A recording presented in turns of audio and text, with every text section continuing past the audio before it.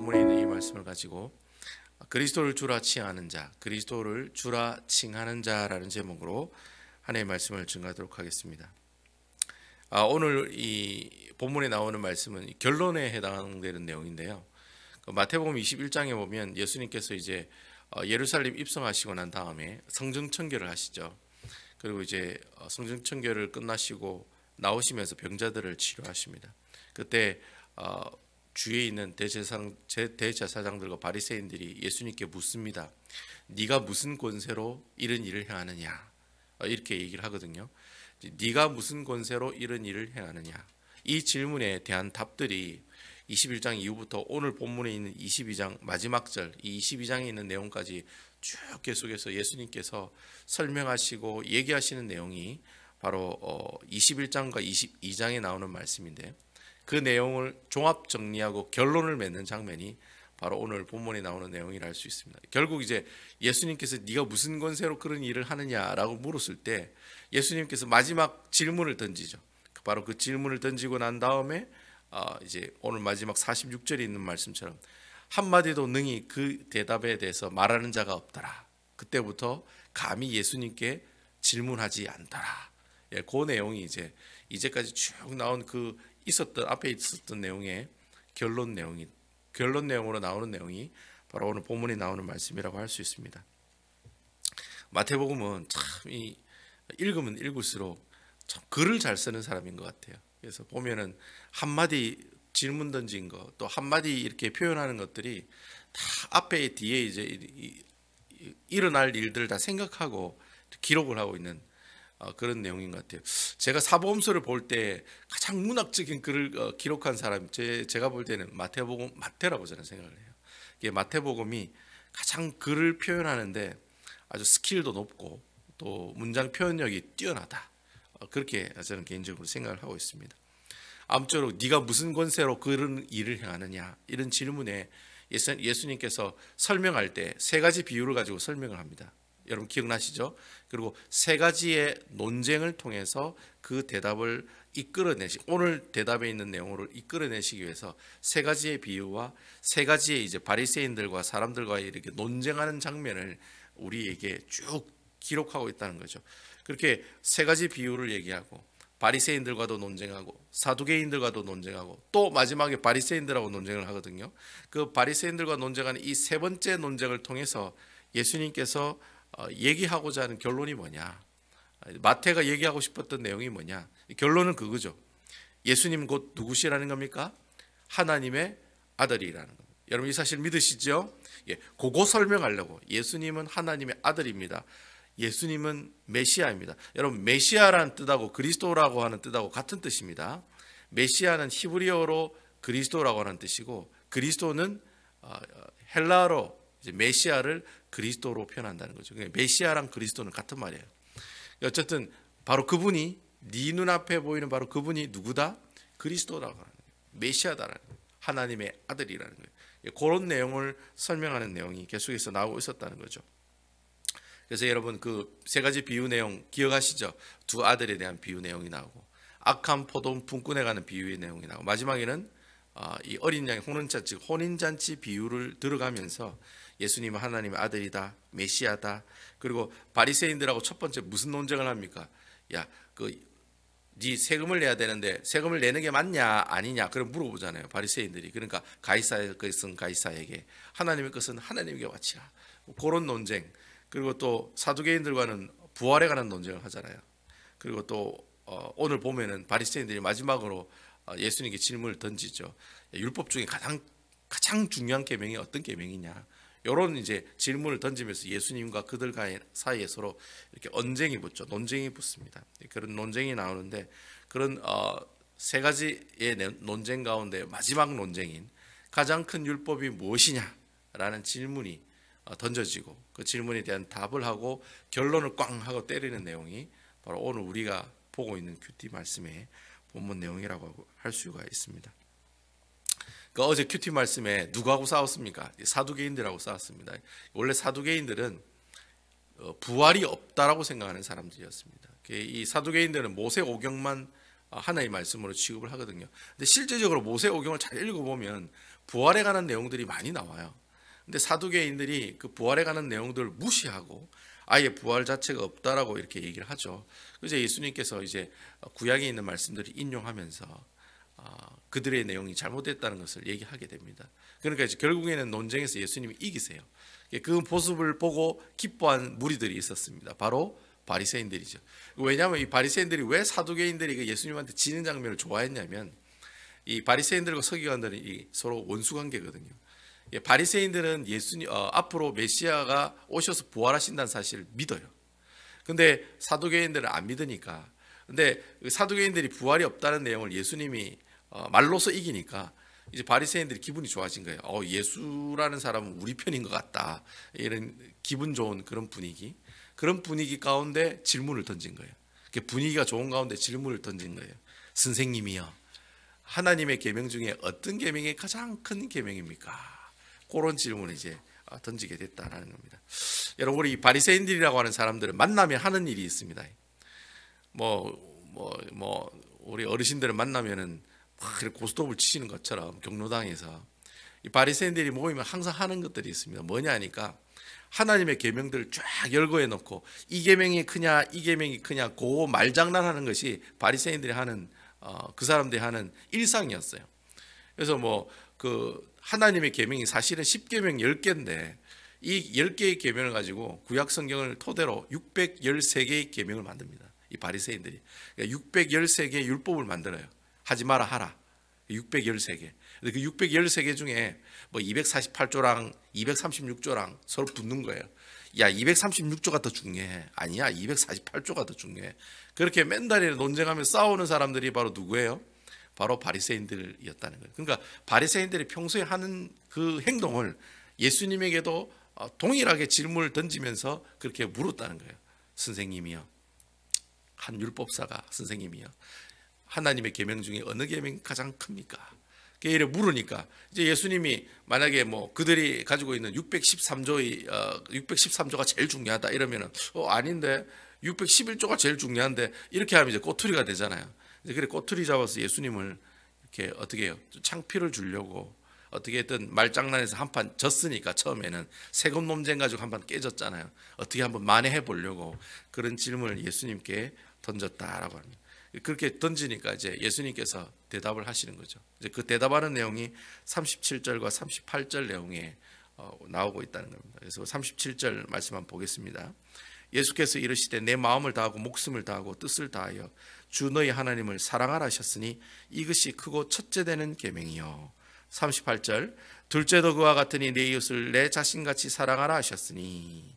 이렇게 37절과 38절의 내용으로 우리가 잘 아는 내용이잖아요. 하나님을 사랑하고 내 이웃을 내 몸같이 사랑하라. 여러분, 이 대답은 예수님께서 그냥 지어서 한 얘기가 아니라 다 구약 성경에 나오는 내용들입니다. 마태가 원래 구약 성경에 있는 내용을 많이 인용하잖아요. 그래서 구약에 있는 내용을 가지고 얘기를 해줍니다. 그게 이제 37절은 이제 신명기 6장 5절에 있는 말씀. 그 5절 6장 5절에 보면 신명기 6장 5절 보면 요 말씀하고 똑같이 나옵니다. 그리고 이제 두 번째 계명은 레위기 19장 18절. 레위기 19장 18절에 보면은 바로 두 번째 내 이웃을 내 몸같이 사랑하라, 원수를 사랑하라. 요 내용이 그대로 기록되고 있다라고 하는 거예요. 그래서 여러분, 이 신명기 6장 5절과 레위기 19장 18절에 있는 말씀을 어떻게 해요?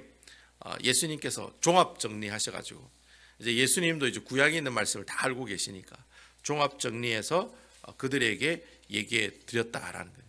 제일 큰 계명이 뭐냐? 하나님 사랑하라는 거예요. 그러면 그 하나님 사랑하는 표현을 어떻게 하느냐? 내 이웃을 내 몸같이 사랑하는 것이 어떻게 해요? 이웃을 사랑하는 것이 곧 하나님을 사랑하는 것이다. 이런 내용을 이제 바리새인들에게 얘기했다라고 하는 겁니다. 여러분, 그 신약 성경에 보면은 초대 교회가 뭐 가지고 살아갔느냐? 바로 요 예수님께서 일러주신 두 가지 계명 가지고 살아갔습니다. 첫 번째는 하나님을 사랑하고 내 이웃을 내 몸같이 사랑하는 거예요. 이게 바로 초대교회 때 있었던 교회의 특징들입니다. 그래서 여러분, 보통 사람들이 교회가 뭡니까? What is church?라고 이렇게 물으면 교회라는 것은 여러 가지로 얘기하지 마시고 이것만 얘기하면 돼요. 하나님을 사랑하고 내 이웃을 내 몸같이 사랑하는 공동체가 모인 사람들이 모인 곳이 바로 뭐예요? 그게 교회라고 하는 거예요.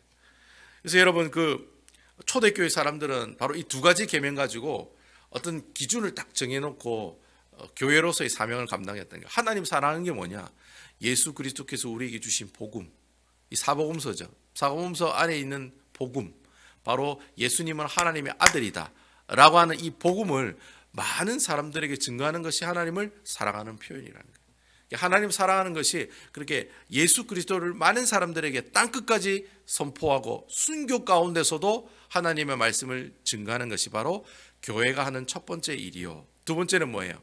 긍휼한 마음을 가지고 불쌍한 사람들, 과부들을 돕고 고아들을 돕고 주위 사람들에게 긍휼한 사업을, 구제 사역을 감당하는 것이 바로 초대교회가 하는 일이에요. 그래서 여러분 사도행전에 보면 사도행전에 있는 교회들이 하는 일이 두 가지밖에 없습니다. 하나님 복음을 목숨을 걸고 전하는 일이고, 두 번째는 뭡니까? 불쌍한 사람들, 과부들 돕는 얘기. 여러분 왜 집사 직분을 세운지 아세요? 여러분 왜 교회 장로 직분을 세운지 아세요? 이유가 뭡니까 여러분? 이유가 다른 거 없어요. 구제 사역 잘하라고 직분을 세운 거예요. 그 뭐 가지고 있는 직분을 가지고 뭐 내가 뭐 짬밥이 20년이니 내가 안수 집사 받고 장로 받는 게 당연한 거야. 그런 계급의 의식의 그런 개념을 가지고 직분이 만들어진 게 아니에요. 교회 직분을 만들어진 건 일하라고 주는 거예요. 일하라고. 일하시라고 안수 집사 드리고 일하시라고 장로 직분 드린 거예요. 가만히 직분 가지고 계시고 교회에 아무것도 안 하고 그냥 교회만 나오시고 예배만 드리라고 드린 게 아니라 그런 일 좀 하라고 바로 세운 게 바로 집사요, 안수 집사요, 권사의 직분이라고 하는 거예요. 이게 바로 이 두 가지 계명 때문에 만들어진 게 직분이에요. 그리고 이 두 가지 계명 가지고 이끌어 나가는 것이 바로 교회의 참다운 모습들이었다라고 하는 거예요. 제가 이 말씀을 보면서 예수님이 주신 이 두 가지 계명을 지켜나가는 것이 우리 베다니 교회가 하는 일이겠구나. 하나님을 사랑하고, 하나님을 사랑한다는 건 뭐예요? 하나님이 우리에게 주신 이 구원의 은혜를 믿지 않은 사람들에게 전하는 것이 하나님을 사랑하는 것이고, 그리고 또 어떻게 해요? 주위에 어려움을 겪고 있는 사람들에게 도움의 손길을 가져다 주는 것이 우리 베다니 교회가 하는 일이라고 합니다.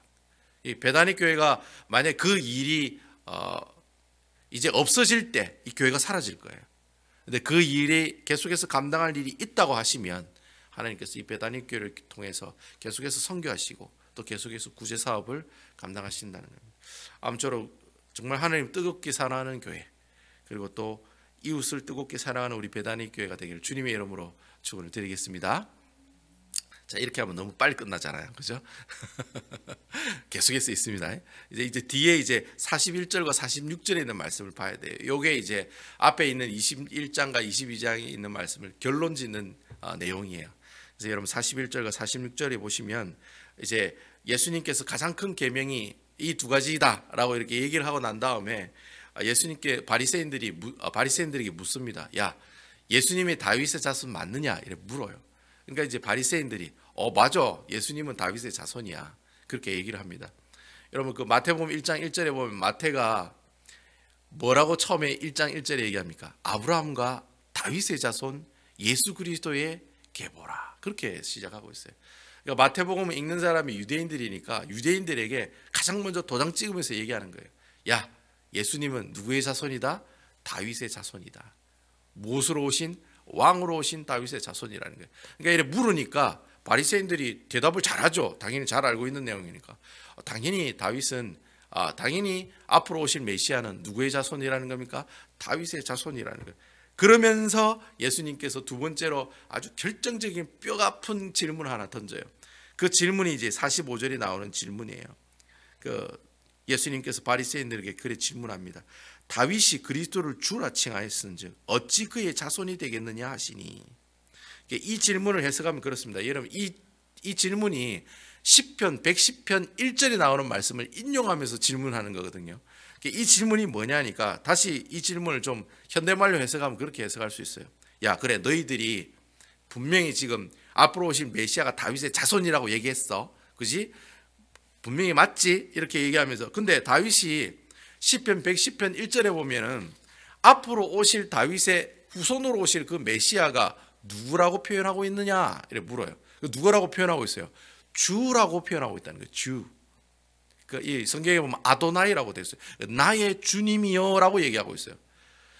근데 그러면서 예수님이 얘기하는 거 그게 좀 이상하지 않느냐? 왜 다윗의 자손인데 다윗이 할아버지 뻘 되는 사람이 손주 뻘 되는 그 메시아에게 주님이라고 얘기를 하느냐? 그 이유가 뭐냐? 왜 다윗이 그 할아버지 되는 그 다윗이 왜 그 손자뻘로 올 그 앞으로 오실 그 메시아 즉 예수님이죠. 예수님 할아버지가 다윗이잖아요. 근데 왜 다윗이 그 손주뻘로 올 앞으로 그 까마득하게 뒤에 올 그 예수님을 주라고 표현했느냐? 그 이유가 뭐냐? 이래 물었어요. 그러니까 그 질문을 던지니까 바리새인들이 아무 말도 못하고 어떻게 해요? 감히 그 이후부터 아무 질문도 하지 않더라 라고 하고 마치는 내용이 바로 오늘 본문에 나오는 내용이다라고 하는 겁니다. 여러분 110편에 다윗이 110편 1절에 보면은 왜 앞으로 오실 메시아가 다윗의 후손인데 그 후손을 주라고 표현했느냐? 성경에도 나와 있어요. 오늘 성경에도 나와 있어요. 성령의 감동으로. 다윗에게 성령의 감동이 오신 거예요. 뭐라고 왔느냐? 앞으로 오실 메시아는 어떻게 해요? 나의 주가 되시는 분이다라고 고백을 한 거예요. 다윗이 성령의 감동으로. 이 말이 무슨 말이냐면 앞으로 오실 메시아는 하나님의 뭐다? 아들이라는 거예요. 다윗이 몇 천 년 전에 올 그 예수님, 그 예수님이 앞으로 뭐예요? 하나님의 아들이라는 사실을 알게 되었다는 거예요. 성령의 감동으로. 그래서 다윗이 예수님을 누구라고 표현해요? 주라고 표현하고 있다. 주라고. 그래서 그 내용을 오늘 이 본문의 내용인데 이 바리새인들이 예수님이 앞으로 하나님의 아들이라는 사실, 바로 자기 눈앞에 보이는 그 예수가 하나님의 아들이라는 사실을 어떻게 해요? 믿지 못하고 있는 것은 바로 시편 110편의 1절에 나오는 다윗의 고백을 뭐 하는 거예요? 부정하는 거니까. 말씀을 부정하는 거니까 바리새인들이 아무 말도 못하고 입을 닫고 그 다음부터 질문을 안 했다는 거예요. 그래서 여러분 오늘 본문에 나오는 그 아주 중요한 교리가 하나 나오는데 바로 그게 예수님은 하나님의 아들이라고 하는 교리예요. 우리가 너무나도 잘 알고 있는 말씀, 당연한 거 아닙니까 목사님? 예수님은 당연히 하나님 아들이죠. 근데 여러분 당연한 이 진리가 초대교회 때는 굉장히 논란이 많았던 교리였어요. 그래서 그때 이 예수님은 하나님의 아들이 아니다라고 얘기하는 이단들이 굉장히 많았었어요. 지금도 많아요. 지금도 예수님이 하나님의 아들이라고 얘기 안 하는 사람들이 있어요. 그 대표적인 사람들이 바로 여호와의 증인들이에요. 여호와의 증인, 예수님이 참으로 아름다운 성자이다라고는 얘기하지만 아름다운 성인이라고는 얘기하지만 하나님의 아들이라고 얘기 안 해요. 그래서 그 사람들은 예수님의 부활을 믿지 않습니다. 왜냐? 예수님이 하나님의 아들이 아니기 때문에, 사람이기 때문에 예수님의 부활을 믿지 않고, 좀 있으면 저희들 부활절이 옵니다만 여호와의 증인은 부활절이 없어요. 아직까지도 예수님이 하나님의 아들이라고 고백하는 것이 어떻게 해요? 고백하지 않은 이단들이 있다는 거예요. 그만큼 중요한 교리가 바로 예수님은 하나님의 아들이라는 거예요. 그래서 여러분 이 예수님이 하나님의 아들이란 말은 성부 하나님은 높이 계시는 아버지가 되시고 성자 예수님은 그 밑에 있는 아들이기 때문에 예수님은 하나님의 아들이다라는 표현을 쓰는 것이 아니라는 거예요. 여러분 아들과 하나님 아버지와 아들이라는 개념은 우리가 알고 있는 아버지와 아들 개념하고 아닙니다.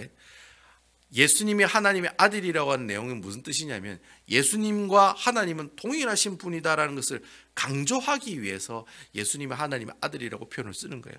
제가 여러분에게 이전에 말씀드렸죠. 유대인들은 히브리 사람들은 개념이 있는데 무슨 개념이 있다고 했어요? 아버지랑 아들이랑 동일하다는 개념이 있다고 했어요? 없다고 했어요? 있다고 했다. 제가 말씀드렸어요. 그러니까 히브리 사람들, 유대인들은 아버지와 아들은 동일한 권한을 가지고 계시고 똑같은 사람이라는 생각을 가지고 있어요. 항상 그들의 마음속에는. 그래서 하나님께서 예수님을 표현할 때 유대인들이 이해하기 쉬운 표현을 쓰기 위해서 쓴 표현이 바로 예수님은 하나님의 아들이라는 표현을 쓴 거예요. 예수님은 하나님의 아들이라는 말은 곧 하나님 이꼬로 예수님이라는 뜻이에요. 그래서 여러분 마태복음에 보면은 예수님이 하나님의 아들이라는 것을 직접 하늘에 음성을 두고 하나님께서 말씀하는 사건들이 나오잖아요. 마태복음 3장에 보면 예수님이 세례 받으실 때 이는 내가 사랑하는 아들이요 내가 기뻐하는 자라 하늘에서 그 얘기가 들렸잖아요. 그리고 여러분 예수님께서 마태복음 17장에 보면은 변화산 사건 나오죠. 예수님께서 세베대의 아들 야고보와 요한과 베드로를 데리고 올라가서 변화가 되시잖아요. 근데 변화되실 때도 하늘에서 음성이 들려요. 무슨 음성이 됩니까? 이는 내가 사랑하는 아들이요 내가 기뻐하는 자다. 하나님이 직접 예수님을 누구라고 얘기했어요? 하나님의 아들이라고 얘기했다. 내 사랑하는 아들이라고 표현했다는 거예요. 하나님이 왜 예수님 아들로 표현했느냐? 바로 예수님이 있고 하나님이다. 그 얘기를 하시려고 예수님은 하나님 아들이라는 표현을 하나님께서 가장 먼저 우리에게 보여주시고 사용하셨다라고 하는 것입니다. 그래서 여러분 그 마태복음 16장 16절에 보면 베드로의 유명한 신앙 고백이 있지 않습니까? 주는 그리스도시요 살아계신 하나님의 뭡니다? 아들입니다. 여러분 그래서 여러분 베드로의 신앙 고백이 100점짜리 고백이 된 거예요. 그래서 우리 주님께서는 모든 믿는 사람들이 바로 이러한 베드로의 고백이 있기를 원하시는 거예요. 그리고 베드로의 그 신앙 고백 위에 뭐가 세워졌습니까? 교회가 세워졌다는 거예요. 그래서 내가 내 이름을 개바가 아니라 반석이라 하라. 반석이라 하라. 그러면서 뭐라고 해요? 바로 네 그 고백 위에 뭘 세우겠다? 교회를 세우시겠다 말씀하셨다는 거예요. 결국 주는 그리스도시요 살아계신 하나님의 아들입니다라는 고백 위에 뭐가 세워져요? 교회가 세워졌다는 거예요. 이렇게 여러분 교회는 바로 이 베드로의 신앙 고백처럼 예수님을 하나님의 아들로 믿는 이 신앙 고백을 가지고 어떻게 해요? 교회가 굳건하게 세워나가야 되고 또 교회인 우리는 바로 그 신앙 고백을 붙들고 살아가는 사람들이 바로 어떤 사람들이에요? 그 사람들이 바로 하나님을 사랑하고 내 이웃을 내 몸같이 사랑하는 바로 교회의 삶을 살아가는 아름다운 모습들이 된다라고 하는 것입니다. 저는 여러분들이 오늘 하루의 일상을 살아가실 때 이 말씀 한번 생각해 봤으면 좋겠어요.